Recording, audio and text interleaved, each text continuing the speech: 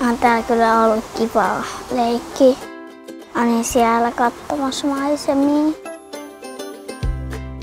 Tästä leikkipuistosta tekee erityisen se, että tämä on ensimmäinen Green Line-leikkipuisto niin täällä meillä Suomessa. Ja tähän on tehty siis kierrätysmateriaaleista ja me ollaan tosi innoissaan ja ylpeitä siitä, että me voidaan asiakkaille tarjota tämmöinen mahdollisuus.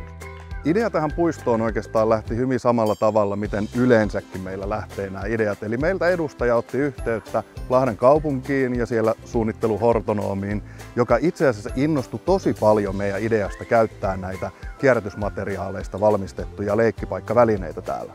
Ja tämä johtui tietysti siitä, koska Lahden kaupunki on sitoutunut siihen, että he on vuonna 2025 hiilineutraali kaupunki. Ja tämä leikkipaikka haluttiin toteuttaa niin, että tässä kokonaisvaltaisesti otetaan huomioon tämä upea ympäristö, se, että täällä säilyy mahdollisimman paljon tätä olemassa olevaa luontoa. Kaikki pohjat, alustat on maatuvaa materiaalia ja tämä on kokonaisvaltaisesti ekologisesti otettu huomioon tämä hiilijalanjälki ja tämä vastuullisuus ja kestävyys tässä. Lahden kaupungilta me ollaan saatu tästä puistosta tosi paljon hyvää palautetta. Eritoten siitä, että meillä oli kattava valikoima tällaisia kierrätysmateriaalista tehtyjä leikkipuistovälineitä, niin pystyttiin hyvin valitsemaan semmoinen monipuolinen ja kattava leikkipuisto, joka palvelee hyvin monen eri ikäisiä käyttäjiä.